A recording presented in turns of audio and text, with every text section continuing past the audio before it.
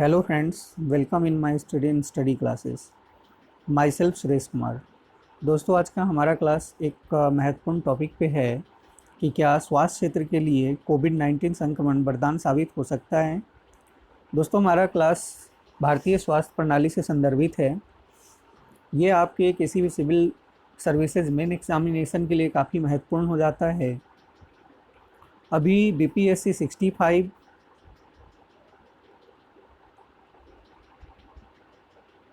Mains होने वाला है, उन लोगों के लिए ये क्लास काफ़ी महत्वपूर्ण हो जाता है। बीपीएससी के लिए अगर हम जीएस पेपर फर्स्ट की बात करें तो वहाँ करंट सेक्शन में भी मिलाकर के इस तरह के क्वेश्चन पूछा जा सकता है आपसे। इसके अलावा जीएस पेपर सेकंड में आपका साइंस और टेक्नोलॉजी वाले सेक्शन में इस क्वेश्चन को ऐड करके पूछा जा सकता है। तो इसलिए ये क्वेश्चन आपके लिए काफ़ी महत्वपूर्ण हो जाता है, टॉपिक काफ़ी महत्वपूर्ण हो जाता है। दोस्तों, आप मेरे साथ ऑनलाइन क्लास के लिए 8368196379 पे संपर्क कर सकते हैं।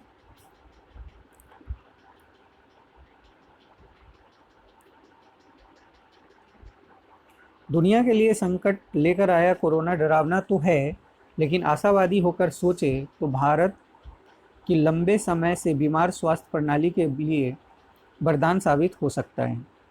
दरअसल कोरोना ने भारत में शीर्ष से लेकर निचले स्तर तक खोखली स्वास्थ्य प्रणाली को बेनकाब कर दिया है। जरूरी दवाओं के लिए चीन पर निर्भरता से लेकर डॉक्टरों की कमी और निचले स्तर पर स्वास्थ्य की आधारभूत संरचना का अभाव, सब कुछ अपने विकृत स्वरूप में सामने आया है। यहाँ पे कई लोग ये कहेंगे कि केवल यह भारत की स्थिति नहीं है, बल्कि अमेरिका जैसे देश के अलावा यूरोपीय देशों की भी यही हाल रहा है। तो मैं यही कहना चाहूँगा कि दूसरों की कमज़ोरी दिखाकर हमें अपनी कमज़ोरी नहीं छुपाना चाहिए, बल्कि हमें ये प्रयास करना चाहिए कि हमारा कौन सा पक्ष कमज़ोर है और उसे हम किस तरह से सुदृढ़ कर सकते हैं।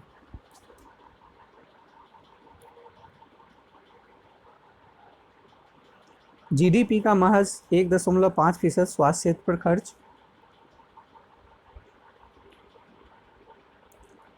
देश के स्वास्थ्य क्षेत्र में आधारभूत संरचना के अभाव का मुख्य कारण सरकार की प्राथमिकता में इसका पीछे रहना भी रहा है। आर्थिक सर्वेक्षण के आंकड़ों के मुताबिक भारत ने 2019 में अपनी कुल जीडीपी का महज 1.5% स्वास्थ्य क्षेत्र पर खर्च किया। 2020-21 में इसे 1.6% करने और वर्ष 25 तक इसे 2.5% तक पहुंचाने का लक्ष्य रखा गया है।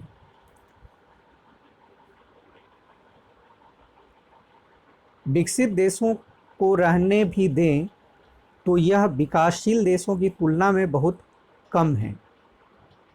जर्मनी अपनी जीडीपी का 9.5%, जापान 9.2% और अमेरिका 14.3% स्वास्थ्य सेवाओं पर खर्च करता है। यहाँ तक कि चीन अपनी जीडीपी का 2.9%, ब्राज़ील 3.9% स्वास्थ्य क्षेत्र पर खर्च करता है। चूँकि कोरोना ने स्वास्थ्य को सरकार की प्राथमिकता में ला दिया है, इसलिए माना जा रहा है कि आने वाले समय में भारत अपनी जीडीपी का बड़ा हिस्सा स्वास्थ्य क्षेत्र पर खर्च करना शुरू करेगा। ये स्वाभाविक भी हो जाता है और करना भी चाहिए, क्योंकि हमने जिस तरह की समस्याओं का सामना किया है वर्तमान में, उससे बहुत कुछ सीखने की ज़रूरत है। दोस्तों, यहाँ पे मैं ये कहना चाहूँगा कि दक्षिण देशों में अफ़गानिस्तान, मालदीव और नेपाल तक भी अपने जीडीपी का एक बड़ा हिस्सा खर्च करता है, जो भारत की तुलना में कहीं अधिक है। अगर हम अफ़गानिस्तान की बात करें तो अफ़गानिस्तान अपने जीडीपी का 8.2%, वहीं मालदीव की बात करें तो मालदीव अपने जीडीपी का 13.7% और नेपाल 5.8% तक खर्च करता है। नेपाल 8.5% तक खर्च करता है। इतना ही नहीं, अगर हम अपने पड़ोसी देश में देखें तो अभी हमने देखा कि चीन हमसे ज़्यादा खर्च करता है।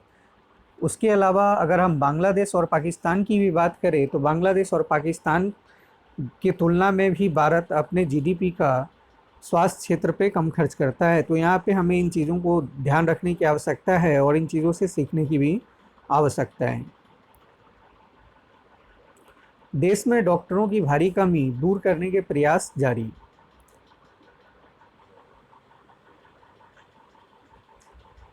स्वास्थ्य सेवाओं के आम लोगों की पहुंच से दूर होने का एक प्रमुख कारण देश में डॉक्टरों की संख्या में भारी कमी भी रही है। विश्व स्वास्थ्य संगठन के मानदंड अगर हम देखें, यहाँ पे इसकी मानदंड की बात करें तो वर्ल्ड हेल्थ ऑर्गेनाइजेशन कहता है कि देश के प्रति 1000 की आबादी पर एक डॉक्टर होना चाहिए, लेकिन भारत में 1456 लोगों पर एक डॉक्टर है।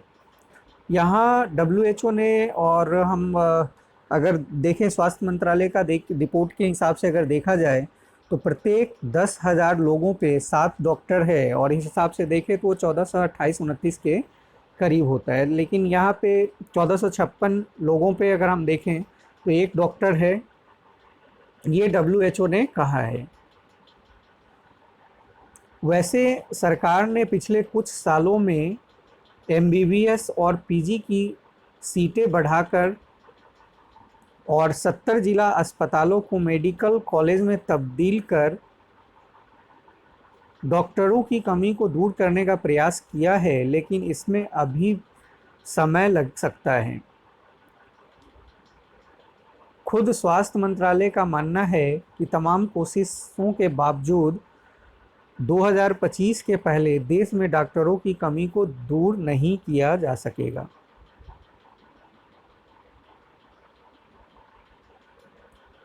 अभी तक बड़ी आबादी बेहतर स्वास्थ्य सेवाओं से वंचित, बड़े शहरों तक सीमित महंगे और अच्छे अस्पतालों के कारण देश की बड़ी आबादी स्वास्थ्य सुविधाओं से वंचित थी। आयुष्मान भारत के माध्यम से 40% आबादी को अत्याधुनिक चिकित्सा मुहैया कराने की कोशिश जरूर की गई, लेकिन यह केवल गंभीर बीमारियों के लिए है। रोज़मर्रा की बीमारियों के लिए आम लोगों के लिए इलाज का कोई विकल्प नहीं था। देश में मृतप्राय जैसे प्राथमिक चिकित्सा केंद्रों को वेलनेस सेंटर के रूप में विकसित करने की कोशिश भी शुरू हुई है और लगभग 30,000 सेंटरों को बदला भी गया, लेकिन आम लोगों तक सुविधाएं पहुंचाने में यह अभी तक सफल नहीं हो पाया है। इन तमाम चीज़ों को अगर हम इन कमियों को दूर ना करें तो हम ये नहीं कह सकते कि कोरोना वायरस का संक्रमण हमारे लिए वरदान साबित होगा स्वास्थ्य सेक्टर के लिए। अगर इन तमाम कमजोरियों को अगर हम दूर करते हैं तो ये स्वाभाविक है कि ये तमाम कमजोरियां दूर होते ही हम एक स्वस्थ स्वास्थ्य प्रणाली को देख सकते हैं।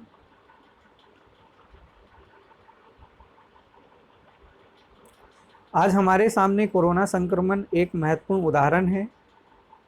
याद कीजिए, जब कोरोना ने भारत में अपना पैर पसारना शुरू किया तो सबसे बड़ी समस्या क्या सामने आ रही थी?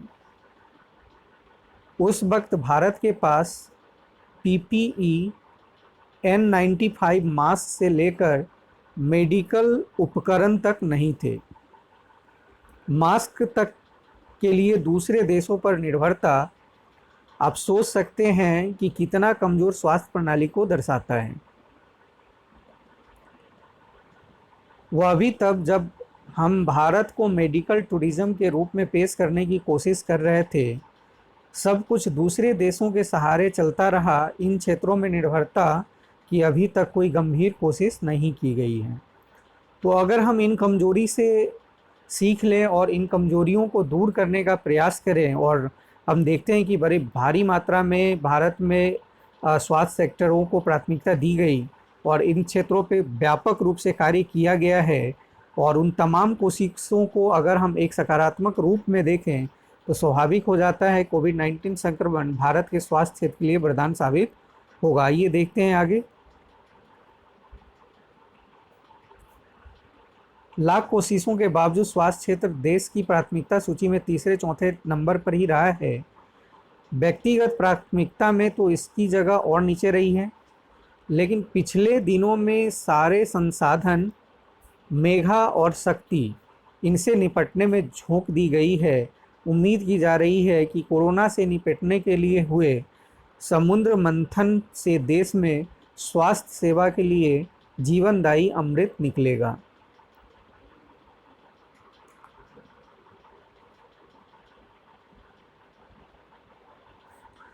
कोरोना संकट के बीच सरकार ने न सिर्फ ड्रग्स के निर्माण के नियमों में ढील देने की नई नीति का ऐलान किया, बल्कि इस पर काम भी शुरू कर दिया। इसी तरह पीपीई, N95 मास्क से लेकर सभी तरह के मेडिकल उपकरणों के निर्माण के लिए नई कोशिश शुरू की गई है। उम्मीद की जा सकती है कि आने वाले समय में भारत इन सभी क्षेत्रों में पूरी तरह आत्मनिर्भर होगा।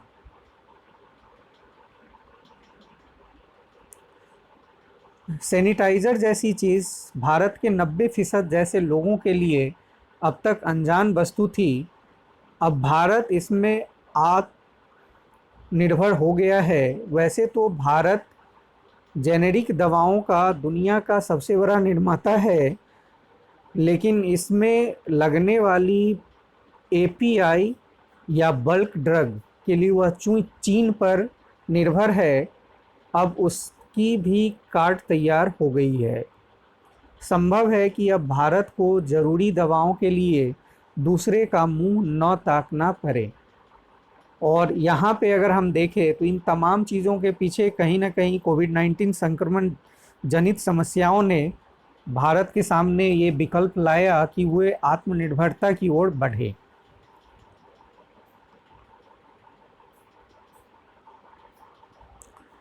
कोरोना और उसके कारण लॉकडाउन ने अत्याधुनिक स्वास्थ्य सेवाओं को आम आदमी की घरों तक पहुंचाने की मजबूरी खड़ी कर दी।